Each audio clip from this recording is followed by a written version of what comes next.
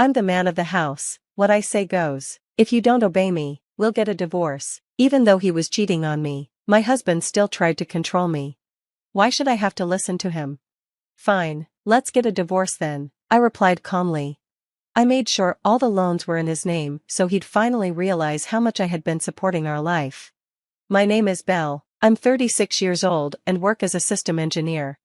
I've been married to my husband, Derek, for 6 years. We met through work, his company was a subcontractor for mine, while I was temporarily assigned to his company. He was kind to me, we started talking more, and eventually, we began dating. After a while, he proposed, and I said yes.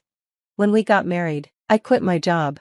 Working as an engineer was exhausting, the long hours drained me both physically and mentally, and the pay wasn't worth the stress. I worried that if I kept working like that, I wouldn't have time for Derek, and our marriage would suffer. So, I became a freelancer. This gave me more time to handle the housework and spend time with my husband. In the beginning, freelancing didn't pay well, but as I gained more clients, my income grew quickly. I was grateful to Derek for supporting us financially during those early days when I wasn't earning much. I put a lot of effort into taking care of our home. Cooking wasn't my strong suit, but I tried new recipes every day to make him happy. Thanks for cooking and cleaning, it really helps, Derek said, and his words made me feel appreciated. In the early years of our marriage, we respected and cared for each other, life was happy.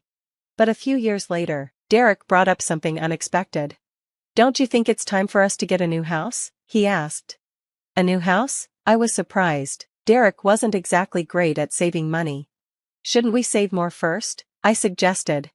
What are you talking about? I earn a good salary. We've never had financial problems, have we?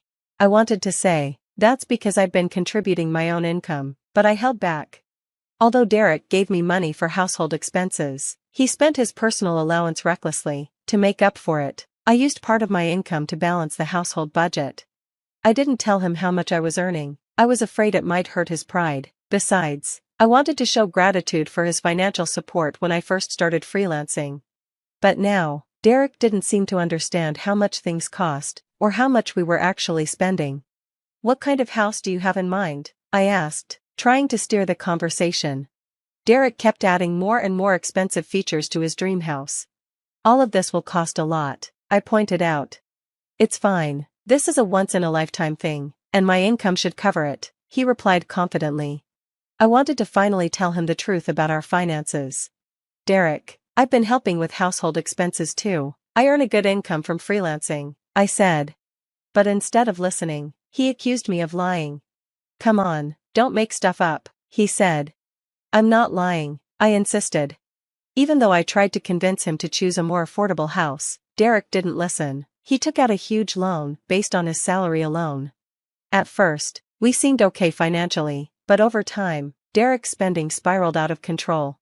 He started buying expensive clothes, luxury watches, and going out drinking with his coworkers almost every night. He worked overtime to cover some of it, but his reckless spending became impossible to ignore. Despite everything, Derek was determined to build a house, and in the end, he made it happen. Wow, this house is amazing. Owning a house really feels like a symbol of success, doesn't it? He was right. The new house was beautiful, spacious, modern, and comfortable. I especially loved my new workroom. It was much bigger, and I could finally set up a large desk. Having more space to work made my job easier and more productive, and for that, I was truly grateful. But the mortgage payments worried me. Derek didn't seem to grasp how serious they were. We had to make large payments every month on a long-term loan. The house was in his name, but he spent so recklessly that his bank account was often empty. Because of that, I had to use my income to cover the mortgage. It was starting to frustrate me. One day, I decided to bring it up. Derek, don't you think you've been spending too much lately? We need to be more mindful, especially with the mortgage. But he frowned and snapped at me. What are you talking about? Haven't we been fine even after buying the house? You're worrying over nothing. Maybe you're just bad at managing your money, and that's not my fault. I was stunned. Hold on, I've been doing everything I can to save money, using the household funds you give me and supplementing it with my own income to cover the mortgage, so don't blame me. He brushed me off. Whatever, You're barely contributing compared to me. The person who earns the most is the one who's in charge, and that's me, so don't act like you can tell me what to do."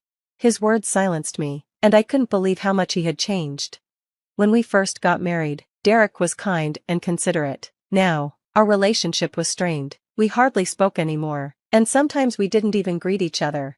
He started working even longer hours, often coming home late at night. I began to wonder if our marriage could survive like this. We were just two people living under the same roof, barely even speaking. If this was how things were going to be, maybe it was better to get a divorce. But deep down, I still hoped we could fix things.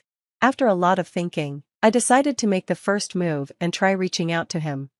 Unfortunately, my determination was crushed in an instant.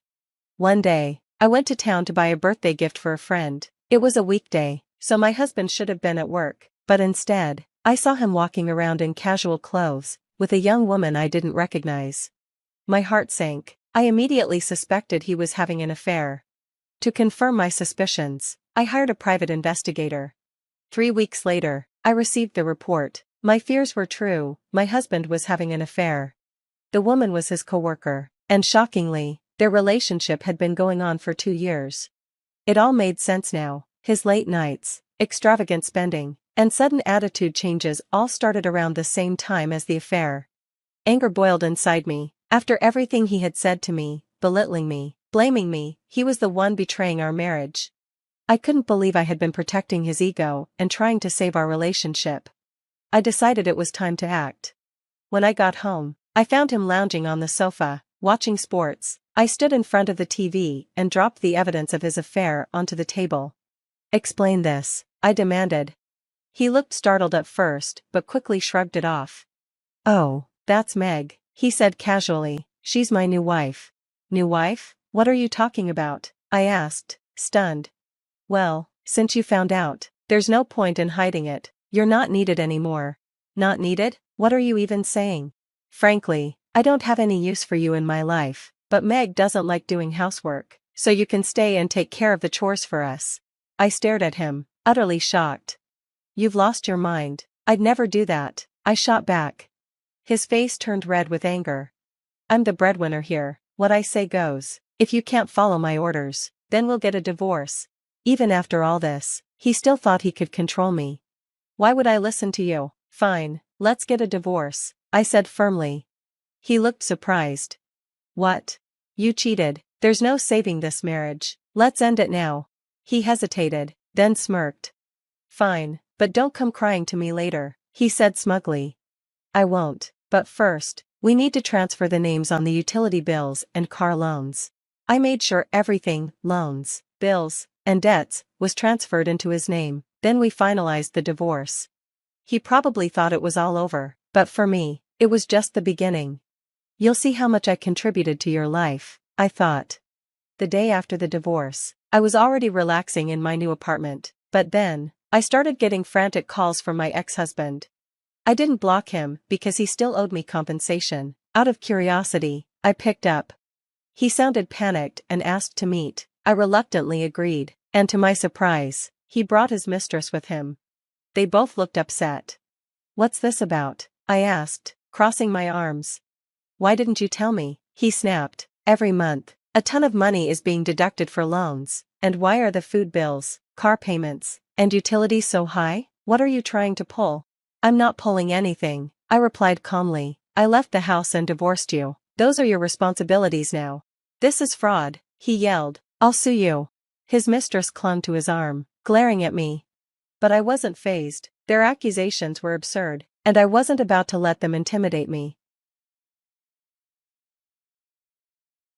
"It's your fault for not understanding the situation properly," I told my ex-husband calmly. "I showed you all the documents before, and since the house loan was originally in your name, it's only natural you pay for it. Until now, I've been depositing the necessary money into your account to cover it."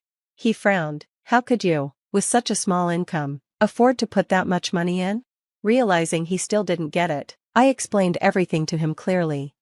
"I've been working as a freelance engineer. Right now, my annual income is about $200,000. His eyes widened. "What? Is that true?" It was obvious he was stunned to learn I'd been earning far more than him. But it doesn't matter now, I continued. More importantly, I haven't properly claimed compensation for the damage you caused me. I'll be doing that through a lawyer. What? Are you trying to rip us off? He snapped. No, I replied firmly. This is my legal right, and I'll be making a claim against your mistress, too. He looked panicked, but there was nothing he could say to stop me. In the end, I received compensation from both of them for the emotional distress they caused me. As for his mistress, she was horrified to find out he wasn't paying for the house with his own money. The very next day, she disappeared from his life completely. Their relationship crumbled just like that. It was only ever held together by money. Now, my ex-husband lives alone in the house, struggling to pay off the loans while juggling work and bills. He got exactly what he deserved. Apparently, he couldn't handle the situation and started spreading rumors about the affair at work. His mistress accused him of abuse, and they ended up in a messy public fight. But no one believed either of them. Their credibility was shot. To make things worse for him, his financial troubles affected his job performance. He was eventually demoted and had his pay cut. It's all his own fault, and honestly, I don't feel sorry for him. As for me, I moved into a beautiful high-rise apartment. At first, I was nervous about living alone, but now I've adjusted. I feel relaxed and free. I'm not thinking about marriage or romance anytime soon, but that doesn't mean I want to be alone forever. If I ever meet someone again, I hope we can build a supportive, equal relationship, something I've learned the importance of through this experience. For now, I'm focusing on myself, working hard, and enjoying the life I've rebuilt.